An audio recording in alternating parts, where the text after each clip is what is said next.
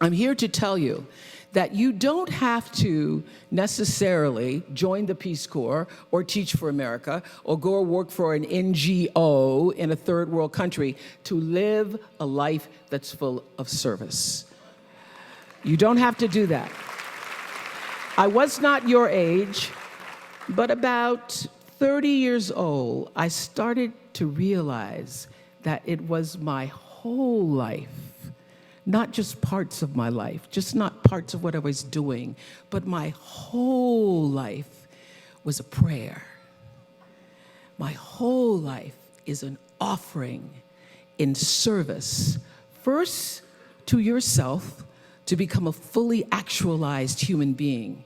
And you do that through your actions and your interactions with others. But when I started to realize it's not just what I do, but it's how I do it. It's how I'm not just praying on my knees, but I live in a state of humility on my knees in service to the higher calling of my life, that things started to change. You know, so many people are worried about building a brand. I hear kids on social media talking about their brand. And I used to really resent the word when people would say to me, oh, you have this brand, because I never even thought about a brand. I just thought about day in and day out, making the best right choice for me. But now I embrace it because I recognize people see me as a brand. But for me, it's not a business. It is a question of what do you stand for? And I will say this, you're nothing if you're not the truth. So I've made a living, I've made a life, I've made a fortune, really. It's fantastic.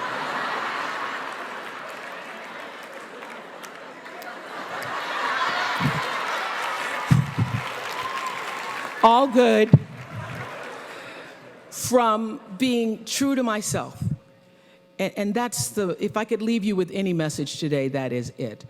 The biggest reward is not financial benefits, though it's really good. You can get a lot of great shoes. Nothing wrong with great shoes. But those of you who have a lot of shoes know that having great shoes and a closet full of shoes or cars or houses or square footage doesn't fill up your life.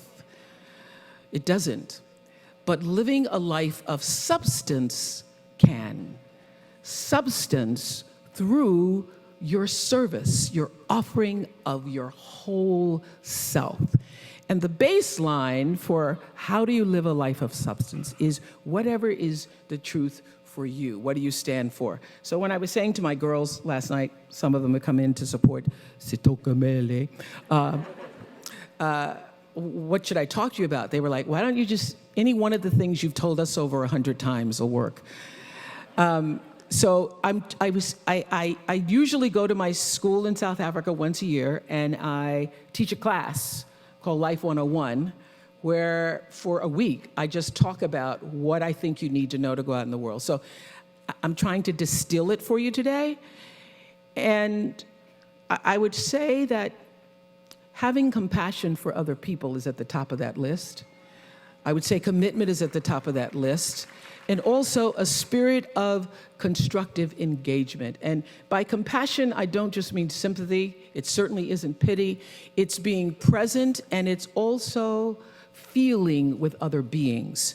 You know, during the years of the Oprah show, I interviewed over 37,000 people one-on-one. Substance through your service, your offering of your whole self. And the baseline for how do you live a life of substance is whatever is the truth for you. What do you stand for? So when I was saying to my girls last night, some of them have come in to support Sitokamele, what should I talk to you about? They were like, why don't you just, any one of the things you've told us over 100 times will work. So I usually go to my school in South Africa once a year, and I teach a class called Life 101, where for a week I just talk about what I think you need to know to go out in the world. So I'm trying to distill it for you today. And I would say that having compassion for other people is at the top of that list. I would say commitment is at the top of that list.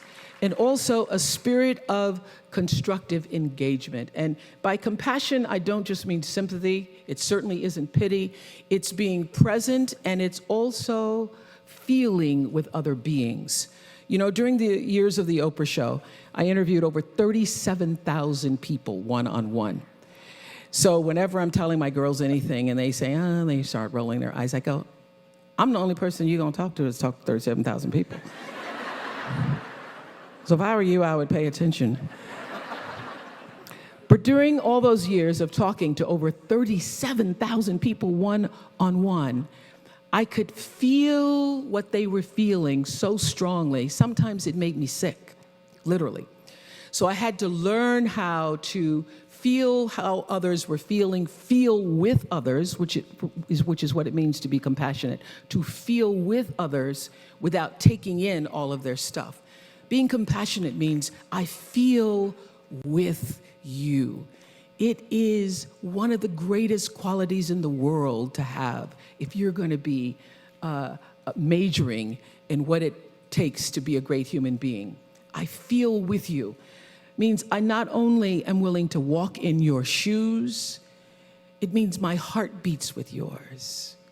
It means I see myself in you. It means I may not have shared that circumstance, but I know what heartbreak feels like. I know what pain feels like, and all pain is the same. It means I can feel your will to want to do better and be better, and I feel and I am with you. In spite of everything that's happened to you, I feel your need to rise. I want to help you rise. I want to rise with you. So compassion's one of them. Commitment is another. You know, one of my favorite quotes is Dr. King, who says, not everybody could be famous, but everybody can be great because greatness is determined by service. I am committed to service. Service through my work, service through my life's purpose. And if you make a commitment, a conscious intention to be committed to the work that you do, to the relationships that you have, your life will unfold with such beauty and grace through that commitment. You know, every day until the very final shows of the Oprah Winfrey show, I would have the producers come in and tell me ahead of time what their intention for every show was, because I figured out around the second year of doing that show that it wasn't just about being on television and performing, that here was this opportunity, this offering I could give to people through the service of a television show to better see themselves through the stories that we're telling, and through those stories help themselves to improve their lives. So I started using television as a tool of service. So as you're trying to figure out, what do I do? How should I do it? First of all, I will say this, that when you don't know what to do, my girls have heard this over 100 times. When you don't know what to do, you do nothing. You get still until you do know. Because when you have to ask everybody else, should I do this, should I, and that's whether it's buying a pair of shoes or going with a guy, buying a house, taking a job, should I? When you have to ask everybody else, it means you don't really know the answer fully yourself. So you get still, be still, and know the answer will come. And more than ever, I would have to say, I miss the Oprah Winfrey show.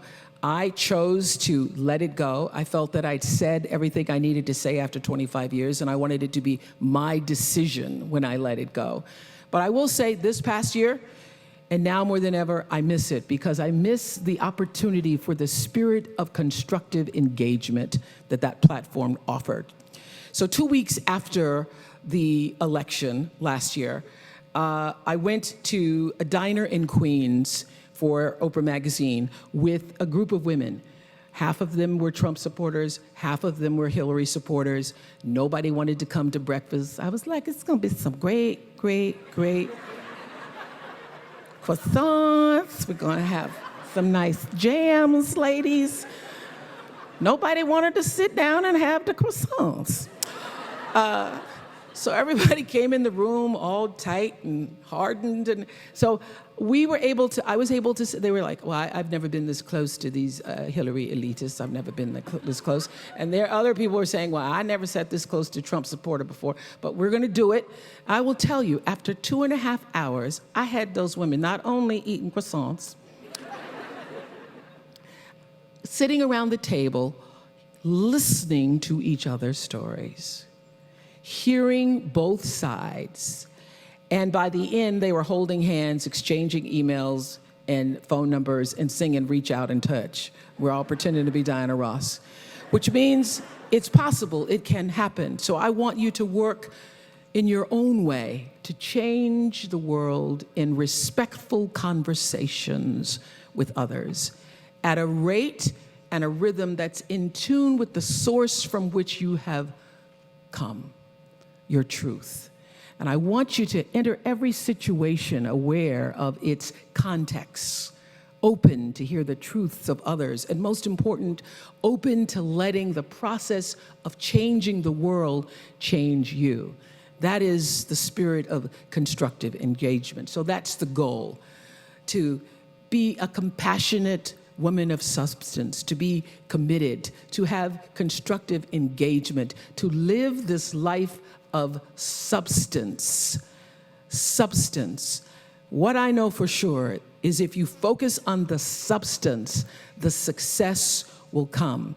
And most importantly, let failure be your friend. There are going to be times, of course, where you're going to win a lot. A lot of things are going to go your way.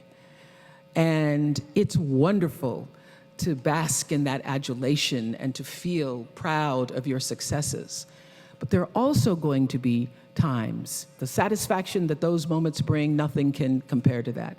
Those victories will feed you for years to come and help you stay committed when your tank is sometimes empty. Winning is great. It's fantastic. I love it. I love being number one. I love winning. But it's the times when things go wrong, when you fall or fail, that you're actually going to learn the most about yourself. You know, all those years on the Oprah show, 25 years, we were the #1 show for 25 years, and that's because I lived with the intention to serve the audience. The audience came first every show.